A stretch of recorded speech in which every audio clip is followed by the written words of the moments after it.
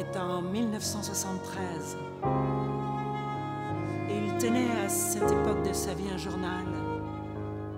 Et il dit avoir noté beaucoup de choses, mais qu'ensuite non, qu'il a cessé peu après qu'elle ait commencé, elle, l'histoire d'amour.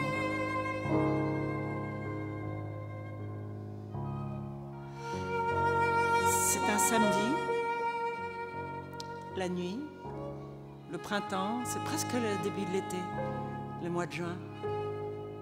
Lui, l'homme de l'histoire, il travaille. Il est de permanence dans un centre de télécommunication. Il s'ennuie. Paris vide. Le printemps, un samedi. Il a 25 ans. Seul. Il a certains numéros de connexion du gouffre téléphonique. Il les fait. 2 numéros. 3 numéros. Et puis voici. La voici. Elle lui téléphone en même temps que lui dans l'espace et dans le temps. Ils se parlent. Inlassablement se parlent. Ils se décrivent. Elle se dit être une jeune fille aux cheveux noirs, longs. Il dit être un homme jeune aussi, aux yeux très bleus, blonds, grand, presque maigre, beau. Elle lui parle de ce qu'elle fait. D'abord, elle lui dit qu'elle travaille dans une usine. Une autre fois, elle lui dit revenir de Chine. Elle lui raconte un voyage en Chine. Une autre fois encore, elle dit faire ses études de médecine, c'est là en vue de s'intégrer au corps des Médecins sans frontières. Il semblerait qu'elle s'en soit tenue à cette version-là, qu'elle n'en ait plus jamais changé, qu'elle n'ait plus jamais dit désormais autre chose que ceci, qu'elle faisait ses années d'internat pour être interne dans un hôpital de Paris. Il dit qu'elle parle bien, avec facilité, qu'on ne peut s'empêcher de l'écouter, de la croire. Il lui donne son numéro de téléphone. Elle ne donne pas le sien. Non, non. Il se passe un mois. C'est pendant ces jours-là qu'elle se nomme, qu'elle lui donne un prénom, comment l'appeler, qui commence par la lettre F. Il dit qu'elle a une voix qu'on aime écouter. Il dit assez fascinante. Ils se parlent inlassablement, se parlent, sans fin, se décrivent l'un l'autre, à l'un l'autre, disant la couleur des yeux, le grain de la peau, la douceur du sein qui tient dans la main, la douceur de cette main. Au moment même où elle en parle, elle la regarde. Je me regarde avec tes yeux. Il dit qu'il sait. Se décrit à son tour, dit suivre sa propre main sur son propre corps, dit c'est la première fois, dit le plaisir que cela procure d'être seul. Il pose le téléphone sur son cœur. Entend-elle? Elle entend. Dit que tout son corps bat de même au son de sa voix. Elle dit qu'elle le sait, qu'elle le voit, qu'elle l'entend, les yeux fermés.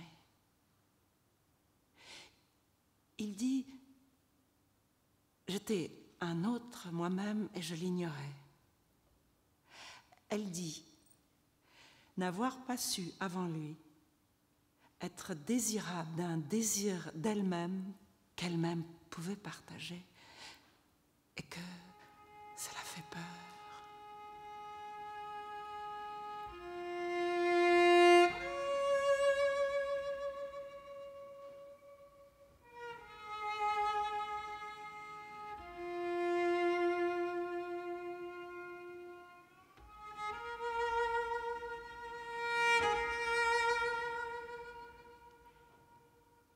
histoire est arrivée? Quelqu'un dit l'avoir vécue en réalité. Oui. Et puis, elle a été racontée par d'autres. Et puis, elle a été rédigée, écrite. C'est la nuit qu'elle appelle. Oui, avec la nuit, elle appelle.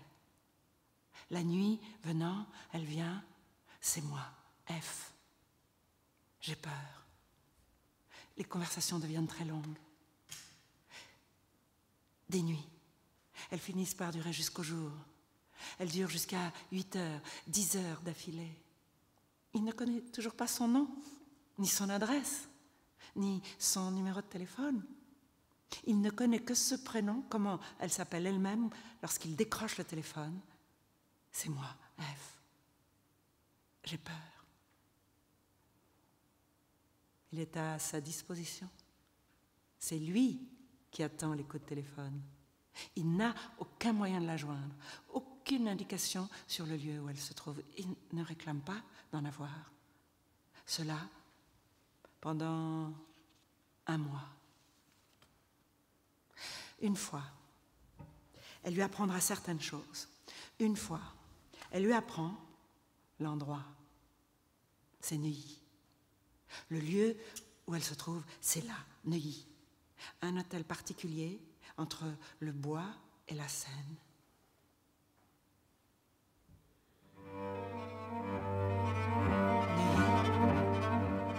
Neuilly sans fin autour d'elle, autour de l'image noire. Neuilly sans fin autour d'elle, autour de l'image noire. Pendant des nuits et des nuits, ils vivent le téléphone décroché, dorment contre le récepteur, parlent ou se taisent, jouissent l'un de l'autre. C'est un orgasme noir, sans toucher, véritable, sans visage, rien, les yeux fermés, rien, ta voix, seule, rien, aucune image.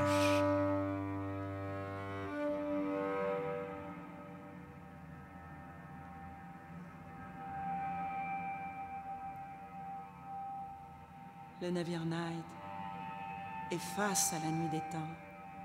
Aveugle, avance sur la mer d'encre noire. Le navire Night vient d'entrer dans son histoire.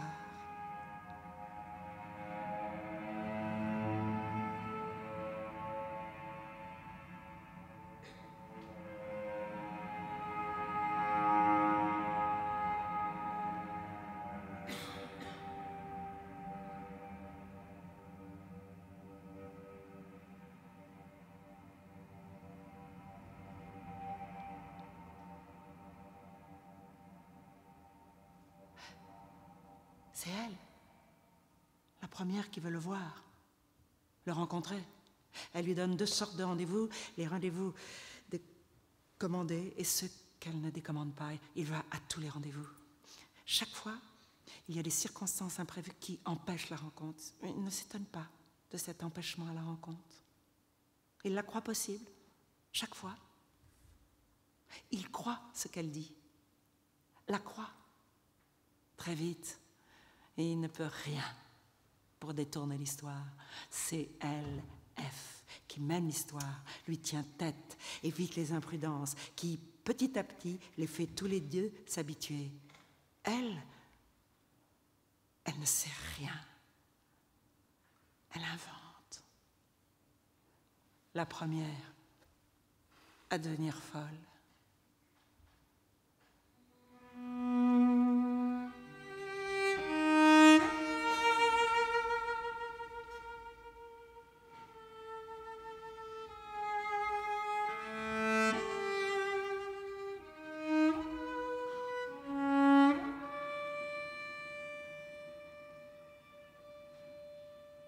Des mois passent.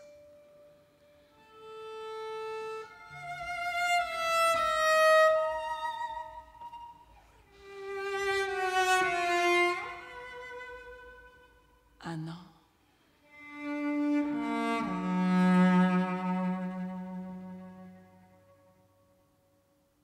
3 ans.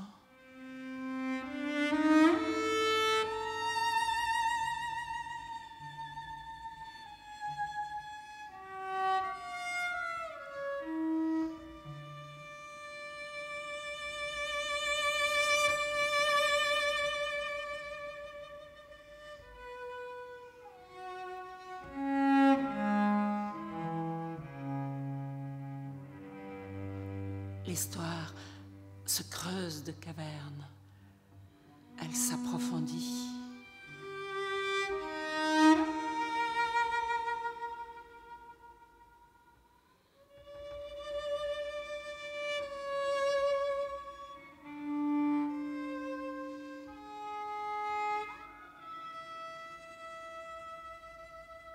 Plus le décor grandit,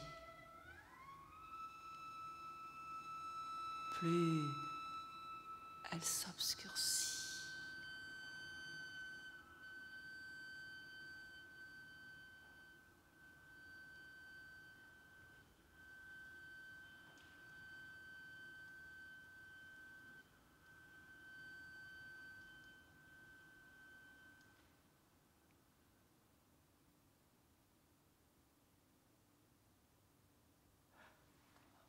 Une fois,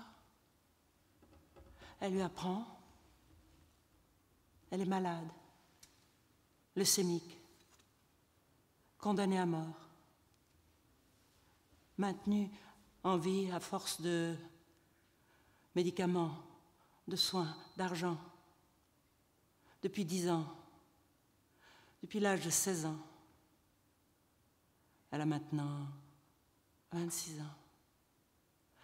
La scène sale autour d'elle et ce bois, ce décor triste à son tour atteint de mort.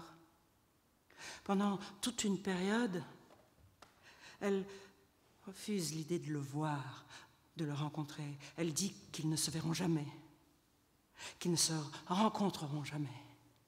Elle dit qu'elle l'aime à la folie, qu'elle est folle d'amour pour lui, qu'elle est prête à tout quitter pour lui. Je pourrais quitter ma famille, la maison de Neuilly. Mais il n'est pas nécessaire pour autant qu'on se voie. Je pourrais tout quitter pour toi, sans pour autant te rejoindre, quitter pour toi, à cause de toi, et justement ne rejoindre rien. Inventer cette fidélité à notre amour.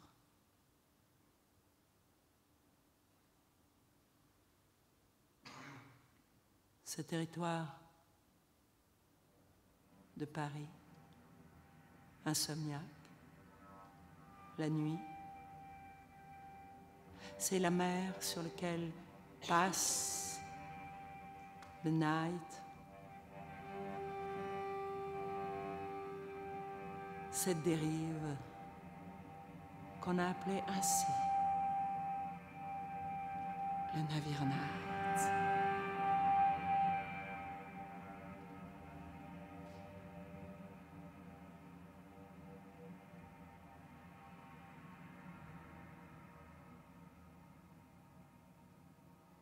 Il insiste, il veut voir, parce que l'idée de voir fait de plus en plus peur, il veut voir. Une façon de mettre fin à l'histoire, de la liquider. Ils savent tous les deux que la distance n'est plus mesurable désormais entre celle-là qui crie la nuit fondue à la généralité du désir, celle défigurée du gouffre, et celle-ci. Mais qui serait-elle qu'il ne pourrait pas reconnaître dans le voir, qu'il ne reconnaîtrait que les yeux fermés dans le noir du monde?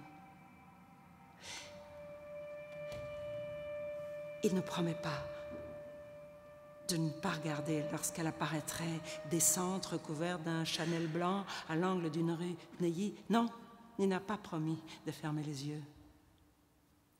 Elle cède. Un rendez-vous est pris. On est à Paris en 1973. Il fait ce jour-là une chaleur intense. Le rendez-vous devrait avoir lieu dans un café de la place de la Bastille à 3 heures de l'après-midi. Il attend. Il dit pendant 1h30, sans doute encore plus. Elle ne vient pas au rendez-vous. Le soir, elle téléphone. Elle dit qu'elle est allée au rendez-vous, qu'elle l'a vu, qui portait une chemise d'été légère. Elle dit la couleur, la transparence. Elle n'a pas pu s'arrêter. Il n'a rien vu passer, lui qui ressemble à son image noire. Elle est passée devant lui. Derrière elle, le chauffeur de son père la suivait, cela sur ordre de son père, c'est ce qu'elle dira, qu'elle avait reçu la permission de le voir à condition de ne pas s'arrêter. Le chauffeur du père lui avait confié cette surveillance, qu'il avait reçu l'ordre de rendre compte de son obéissance. Elle n'aurait donc pas pu s'arrêter sans le compromettre. Le comprend-il? Elle le comprend.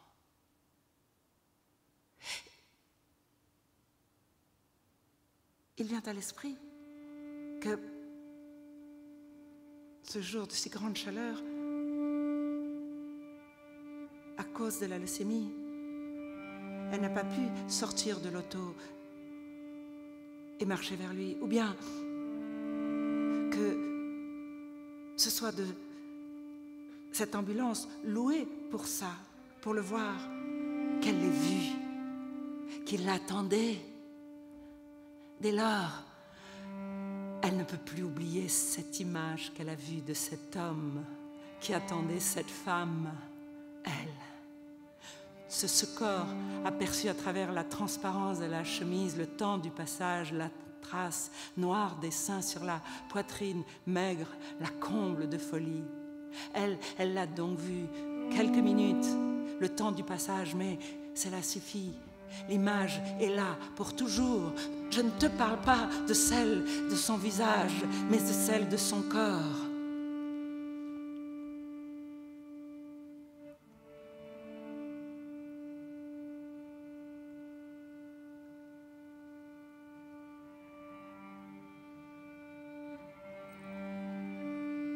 Après le rendez-vous de la place de la Bastille, elle entre dans un désir de chaque jour,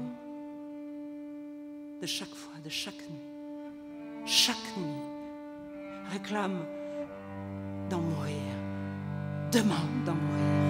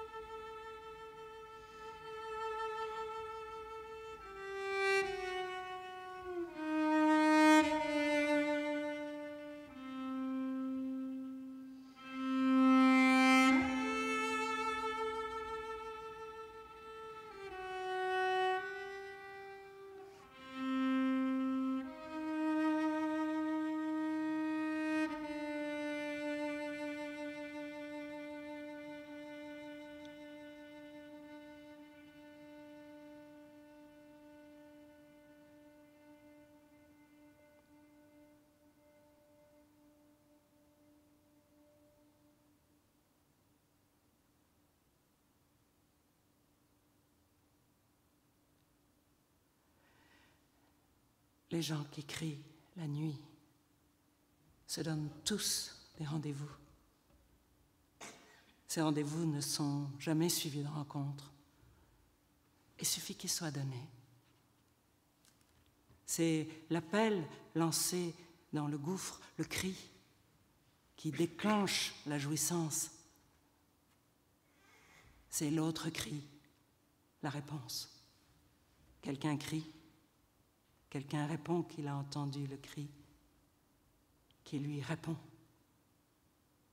C'est la réponse qui déclenche l'agonie.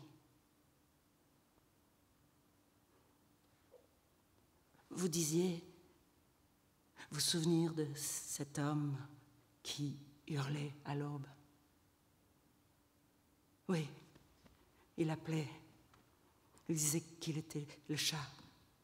Je suis le chat, vous entendez? Ici, le chat appelle, le ton ordonné. Il commandait, oui, mais il suppliait aussi. Il disait que le chat cherchait quelqu'un, que le chat voulait jouir, qu'il fallait lui répondre. C'est un homme qui lui a répondu. La voix était très douce, très tendre. Il a dit qu'il entendait le chat, qu'il lui répondait pour lui dire ça, qu'il l'entendait. Il lui disait de venir, de jouir. Viens, jouis. Oui. La voix du chat s'est tue dans des sanglots. C'était à Paris.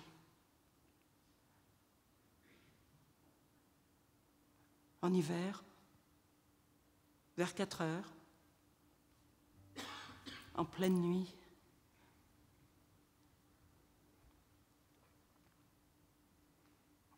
elle est surveillée. Autour d'elle, on s'inquiète de ces coups de téléphone si longs la nuit, parce qu'ils la fatiguent beaucoup. Des ordres sont donnés par le père pour que les dégâts de l'histoire sur la santé de Ève se limitent à ces coups de téléphone, pour que rien d'autre n'ait lieu en dehors de ces coups de téléphone. C'est le chauffeur du père qui le prévient, la première de cette surveillance. Ce chauffeur, lui aussi, veut son bien, sa survie comme tous les autres autour d'elle.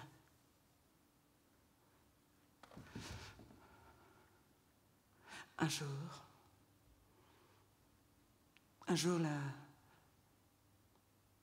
la maison de Neuilly s'éloigne. Il croit qu'on ment. Il ne croit plus qu'on y meurt. S'il voit toujours la maison de Neuilly, cette dérive arrêtée entre les haies, il ne voit plus qu'on y meurt. Il ne la voit plus contenir cette légende de la seule héritière au nom inconnu, leucémique et bâtarde, celle de son désir. Il doute brutalement d'une des données de F, la maladie. Il dit que là c'est trop. Il parle de stratagème. Il dit qu'elle ment, que là elle ment. Alors, elle lui parle d'une preuve irréfutable de leucémie, que ces cheveux blonds qu'elle a, très longs, très beaux, une masse énorme, étonnante, dans laquelle elle dort. S'il pouvait voir, elle s'étonne. Comment ignore-t-il une chose aussi connue, aussi courante que la leucémie fait les cheveux très longs, très beaux, incroyablement blonds. Il lui rappelle que le premier soir, elle s'est décrite brune. Elle dit qu'il a mal entendu. Il ne résiste pas. Les dates se brouillent.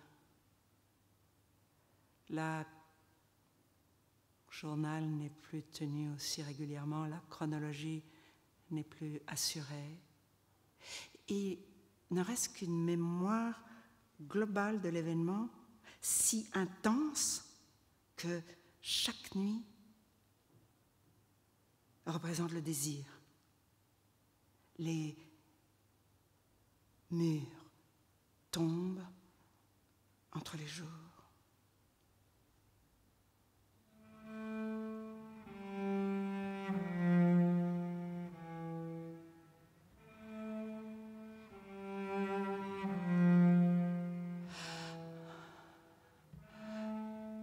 Elle dit qu'elle souffre physiquement, très fort, de plus en plus fort, qu'elle est très faible, de plus en plus faible, si faible qu'elle tombe et se blesse, et qu'elle a le corps marqué par les marques et les blessures de sa chute, et que sa jouissance se mêle à sa souffrance. Elle dit, la maladie s'aggrave, augmente. Elle dit qu'elle continue à aller travailler dans l'hôpital de Paris, poursuivre son internat, mais être de plus en plus fréquemment au lit, sous perfusion, ne vivre que de ces perfusions, de ces transfusions, et puis tout à coup, renaître, revivre, ce balancement entre la vie et la mort, disparaît, se tait, se meurt, et puis renaît à la vie. Il dit qu'il se met à l'aimer.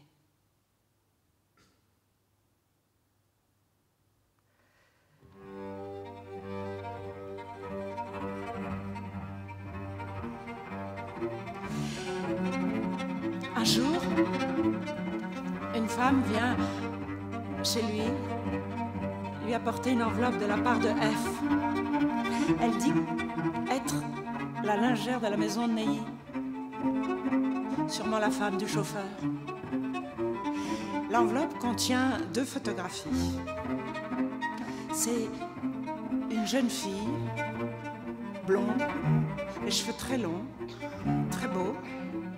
Elle est grande, assez mince. Il dit, elle a le visage banal. Elle est photographiée au milieu d'un parc. C'est une pelouse entre des haies et des arbres. L'enveloppe contient aussi un mouchoir brodé à ses initiales et une somme d'argent en espèces. L'histoire s'arrête avec ces photographies.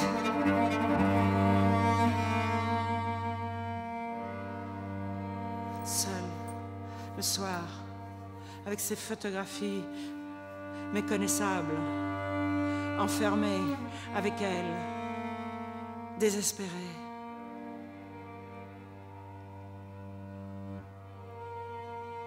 Le navire Night est arrêté sur la mer. Il n'y a plus de route possible, ni d'itinéraire. Le désir est mort, tué par l'image. Elle n'enverra plus de photos, qu'elles soient d'elle-même ou d'autres femmes. Il n'est jamais question entre eux de ces photographies. Il ne sera jamais question entre eux des photographies de cette femme blonde photographiée dans le parc. Elle ne parle jamais de ces photographies. Il dit « J'ai oublié ces photographies ».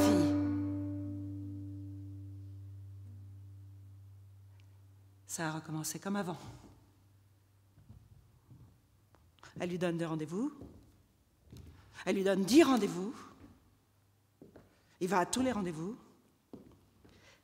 Ces rendez-vous sont toujours donnés dans des lieux avec d'intenses vies vastes à s'y perdre, le bois de Boulogne, la place de la République, la place de la Bastille, les Champs-Élysées, les grands boulevards, à des heures d'intense circulation, à n'importe quelle heure du jour, de la nuit.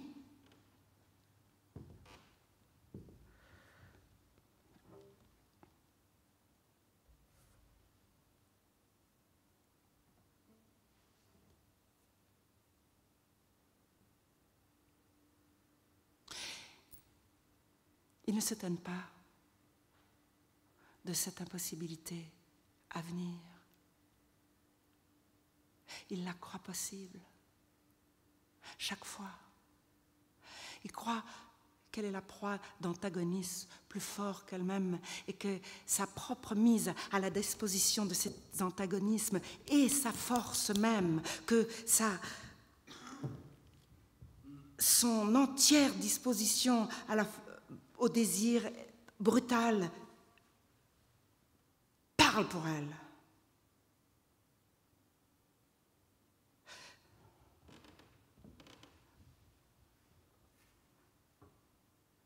Puis elle dit, Il dit, et puis sans doute qu'elle n'arrive pas à sortir de ça.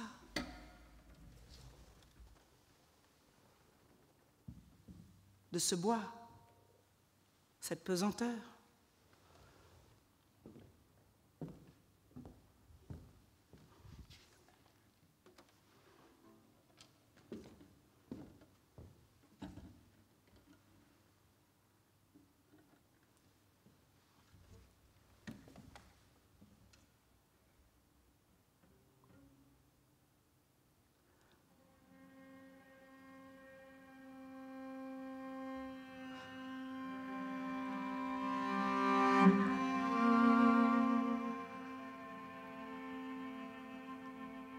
Ce territoire de Paris, la nuit, insomniaque.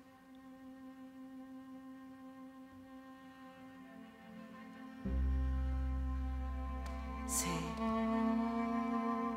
navire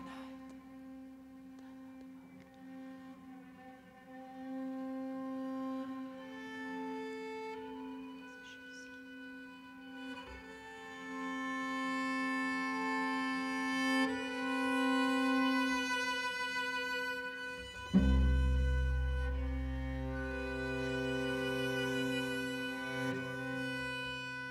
L'amour.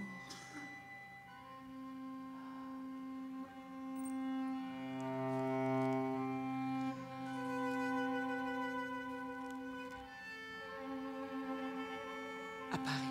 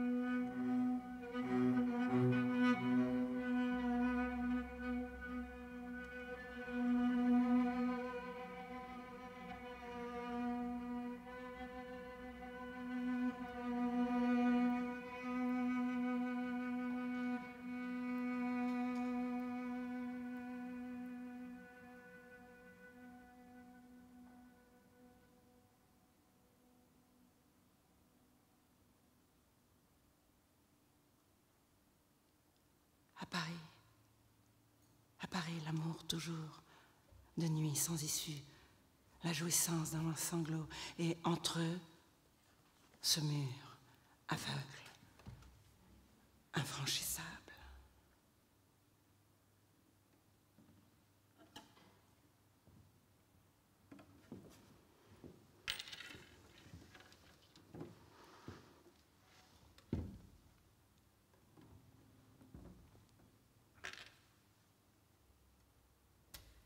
Parfois, ils ne peuvent pas se passer l'un de l'autre. Ils se téléphonent de jour, de nuit. Parfois, ils ne peuvent plus se supporter. Ils crient, se disputent, se quittent. Et tout d'un coup, un jour, la jalousie éclate. Imprévisible, terrible. Elle veut être la préférée à toutes, la seule. Elle déguise sa voix. Elle téléphone de la part d'autres femmes. Il la reconnaît toujours. Il le fait suivre ou le suit. Il ne saura jamais. Il n'a jamais compris comment c'était possible, comment ça avait pu être arrivé. Le soir, elle lui téléphone. Elle lui dit l'heure à laquelle il a quitté son travail, les endroits où il est allé, les rues qu'il a pris en bicyclette jusqu'à Neuilly, tous ses itinéraires. Il ne veut pas regarder derrière lui. Il sait être pris dans une surveillance de tous les instants. Il ne cherche pas à savoir qui est là derrière lui. Elle le provoque au jeu de la mort. Il s'y prête comme jamais il n'aurait prévu de le faire. Ils savent tous les deux, s'ils se retournent et voient qui, l'histoire meurt foudroyée. Il sait, c'est elle. Les détails donnés le soir au téléphone ne peuvent le tromper. Et quand tu as pris la rue du Val-de-Grâce, il y a eu une éclaircie et tu as regardé le ciel. Il arrive chez lui, s'engouffre dans le couloir de l'immeuble. Il s'arrête, il sait, elle est là, le regard disparaît. Il ne se retourne pas, il attend, fou de désir, jusqu'aux pleurs. C'est pendant cette période qu'il découvre la puissance phénoménale de la solitude, la violence non adressée du désir. C'est là qu'il décide de rejeter l'histoire mortelle pour rester dans celle du gouffre général. Il dit maintenant qu'il n'a jamais vu quelqu'un le suivre. Une fois, il dit qu'il a remarqué une auto avec un chauffeur de maître qui était garé aux environs du lieu de son travail, vide. Une autre fois, alors qu'elle lui téléphone à Neuilly dans le silence du soir, il entend une voix d'homme demander à Madame s'il peut desservir. Elle n'a pas menti sur la richesse. Il y a bien un maître d'hôtel dans la maison Neuilly. Et ce voyage en Saône-et-Loire, il lui avait dit que c'était là qu'il était né. Elle voyage dans la région jusqu'à ce qu'elle trouve la maison, la lui décrit parfaitement à son retour, trouve également l'appartement de la mère dans la ville voisine, lui téléphone, lui dit qu'elle est folle d'amour pour lui, pour son fils.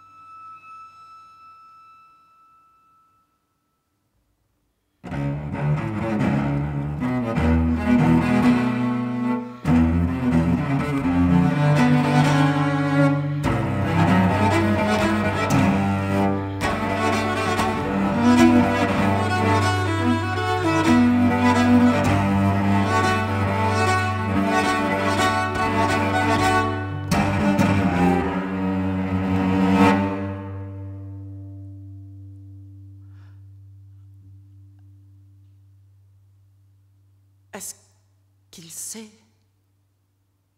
si elle est encore vivante? Il dit non, qu'il ne sait rien. Comment peut-il savoir? Il dit j'étais fou. On était fous. De quoi était-il fou? Du désir d'elle? Il dit qu'il ne sait pas exactement de quoi il était fou, qu'il ne pouvait pas être fou pour elle, du désir d'elle. Comment cela aurait-il été possible? Du désir même? Il répond qu'il ne sait pas. A-t-elle existé? Mais qui? Qui n'aurait pas existé? Il dit si elle existait.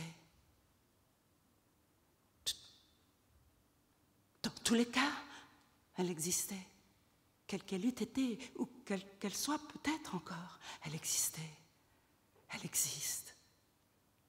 D'où qu'elle vienne, de quelque alibi dont elle te soit réclamée, elle existait. Elle existe.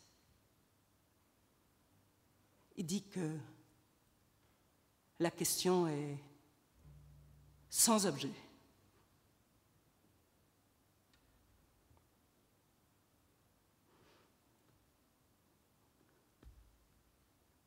Trois ans,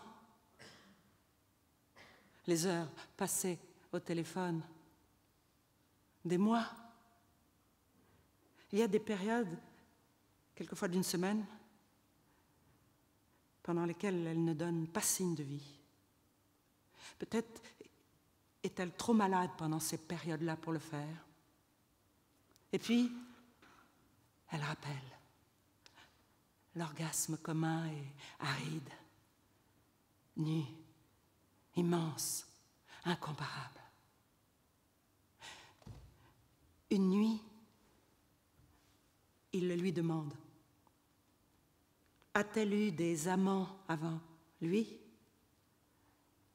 Un homme l'a-t-il approché? Lui n'a d'elle que l'odeur des billets touchés par ses mains. Elle dit oui. Elle a eu un amant, un prêtre, rencontré dans un train. Elle l'a rendu fou d'amour, et puis elle l'a quitté. Elle livre les détails, elle crie les détails. Leur jouissance atteint le meurtre. Elle crie en racontant le supplice du prêtre rendu fou d'amour qu'elle avait quitté. Il crie qu'il veut savoir encore. Ils se retrouvent tous les deux à l'aurore dans des lits séparés. Ils pleurent.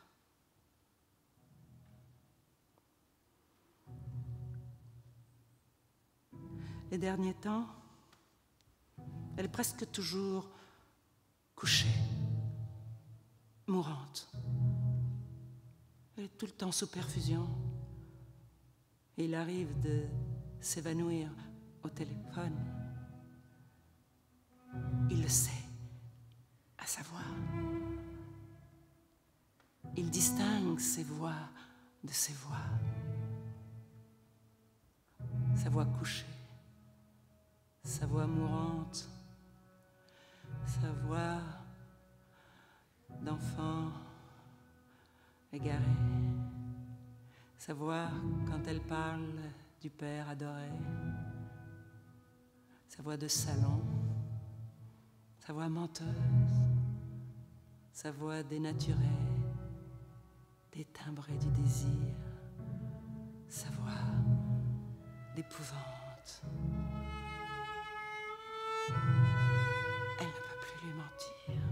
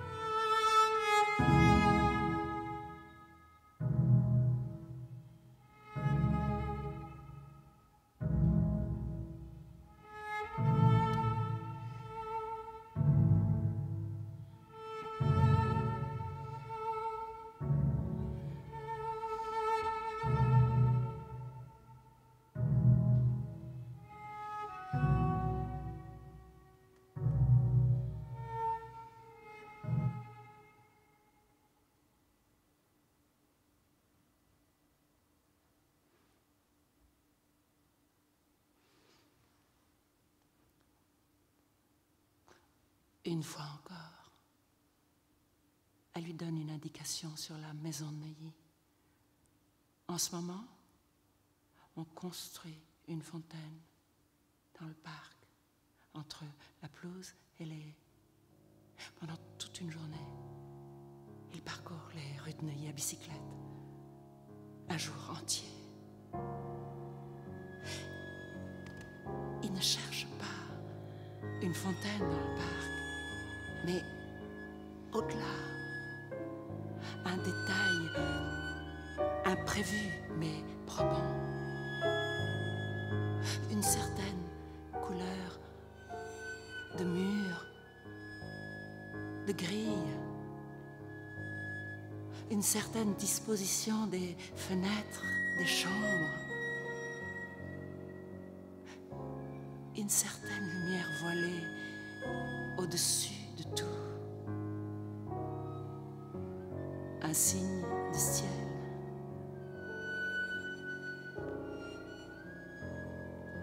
Il ne trouve pas. Il n'a pas parcouru toutes les rues de Neuilly à bicyclette. Le lendemain, il recommence. Elle le laisse chercher, ne lui donne aucune indication supplémentaire, sauf celle-ci cependant, le soir de ce jour-là. Elle dit que sa chambre est visible de la rue, que les fenêtres ne sont jamais fermées, que son lit est ainsi offert à tous les regards.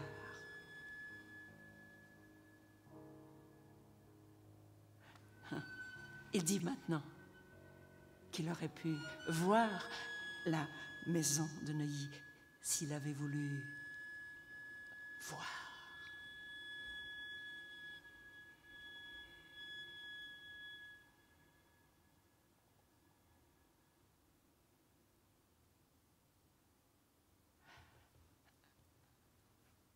Avait-il une image d'elle? Il dit que oui, au début, il aurait eu cette image noire de femme à cheveux noirs. Et puis qu'ensuite, cette image aurait été remplacée par celle des deux photographies. Et puis qu'ensuite encore, quand les photographies auraient été oubliées, il aurait retrouvé cette image noire donnée par elle. Il dit maintenant qu'il n'a plus aucune image d'elle. Dit-il avoir menti? Il dit non. Il dit avoir confondu les endroits, les lieux, les jours, ne pas avoir de chronologie, ne pas disposer ici d'une raison claire, ne pas en entrevoir l'utilité. Il dit qu'elle, de même que lui, aurait confondu entre sa propre image dans la glace et celle de ce jeune homme aperçu place de la Bastille, entre mourir et vivre, entre son corps et le sien inconnu, entre l'inconnu du sien et tout inconnu.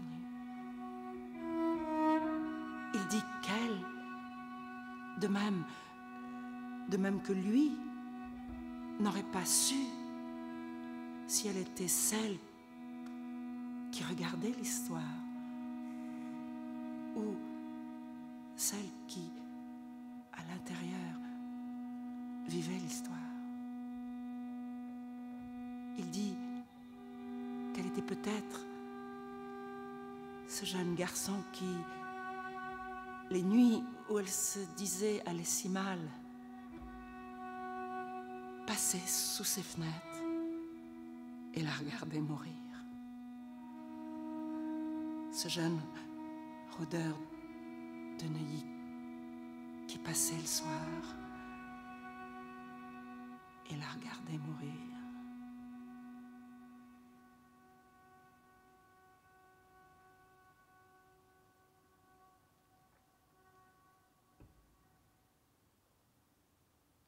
Fois, elle reste plusieurs semaines sans téléphoner. Quand elle recommence à le faire, elle lui annonce la nouvelle. Elle dit être de plus en plus malade et de devoir mourir. Elle lui annonce son mariage. Son mari est ce chirurgien qui la soigne depuis 10 ans. Se souvient-il? Cet homme qu'il a vu naître, qu'il a toujours connu, qu'il a toujours soigné, protégé.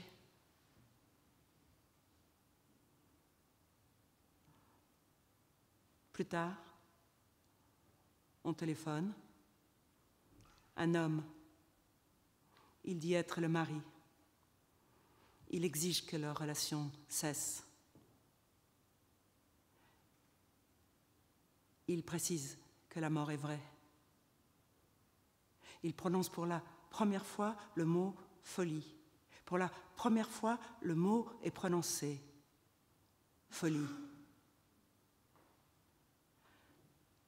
Elle lui téléphone une dernière fois.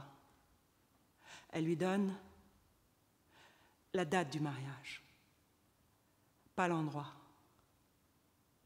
Lui dit n'avoir eu d'amour que pour lui,